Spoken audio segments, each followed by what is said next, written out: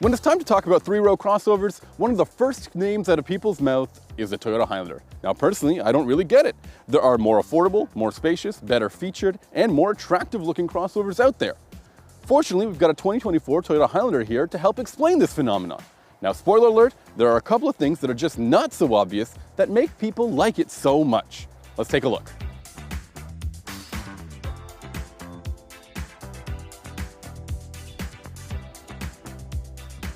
Now, there are 10 trim levels of the Toyota Highlander, and they all kind of look like this.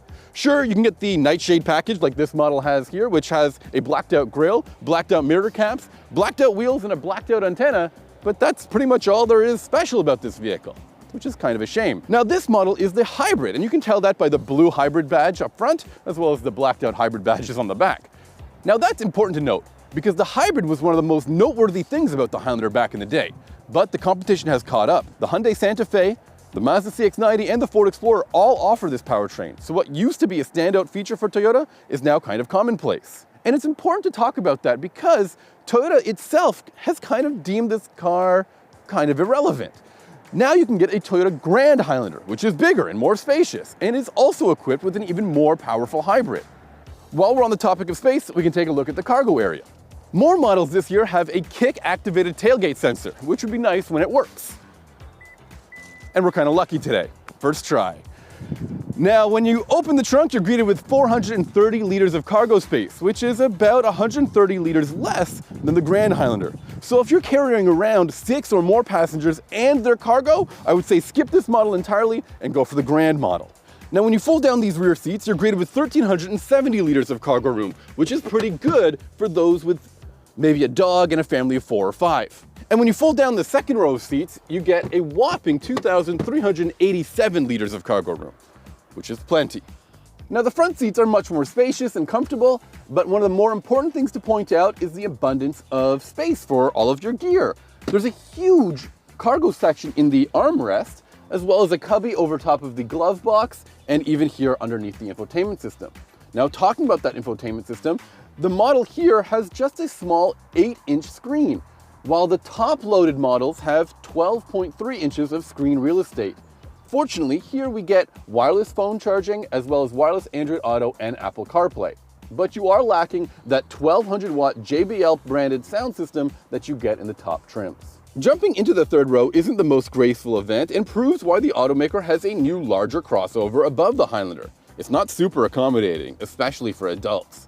The second row is much better, although I will admit the appointments in this XLE model are a bit dull. You also lack the cool features that some other 3 rows have, including a cabin PA system or an in-cabin camera for checking in on the kids. The good news is that this model has rear sunshades and 3-zone climate control, although if you want heated rear seats, you'll need to spring for the limited trim.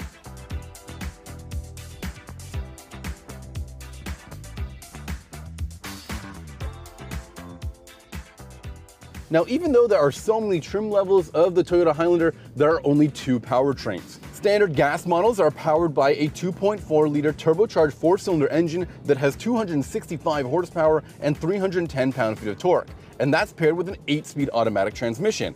Now, compared to other turbocharged 4-cylinders like the one found in the Subaru Ascent, I think this one is very good. Now, the standout powertrain for the Toyota Highlander is still the hybrid model, which uses a 2.5-liter 4-cylinder engine along with 3 electric motors to provide 243 horsepower and excellent fuel efficiency. All Highlanders feature all-wheel drive, which is very advantageous. The fuel efficiency that you get with the Highlander hybrid, which is what we're driving here today, is fantastic. Expect around 7 liters per 100 kilometers, which is to say that this thing has the fuel efficiency of a compact sedan, without much of a hit in terms of drivability. I will admit that the eCVT ramps up the RPMs on the gas side of this powertrain to a fairly high degree when you're trying to make a pass, but then it quickly settles down and you can realize that this is quite the quiet car.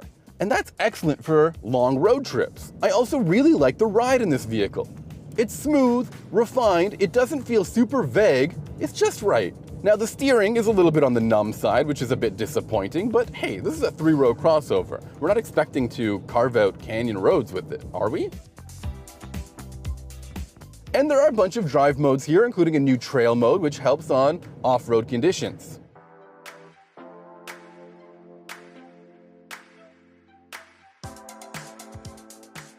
Anyone shopping a 3-row crossover needs to pay attention to the safety equipment in these vehicles. Now, this car was awarded a top safety pick rating by the IIHS. That's the Insurance Institute for Highway Safety, which is to say this car is fairly safe.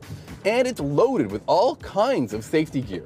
Now, me personally, I find the safety equipment in this vehicle fairly easy to use and adjust, which is not common.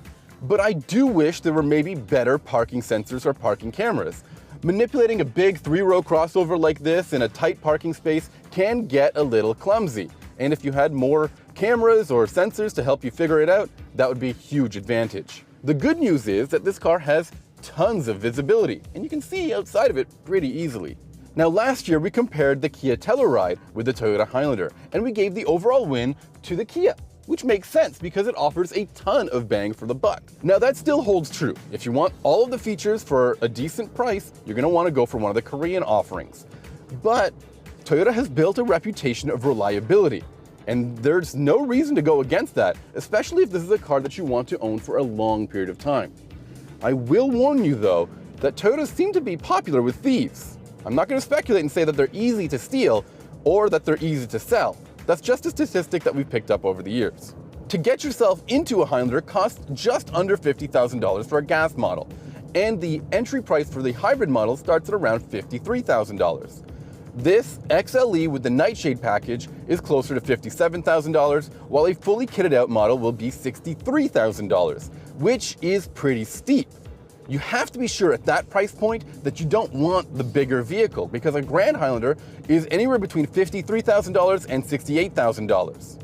Unlike the recently tested Subaru Ascent, which I said doesn't have a standout feature or something to commend it for, at least the Toyota Highlander has that excellent fuel efficiency going for it.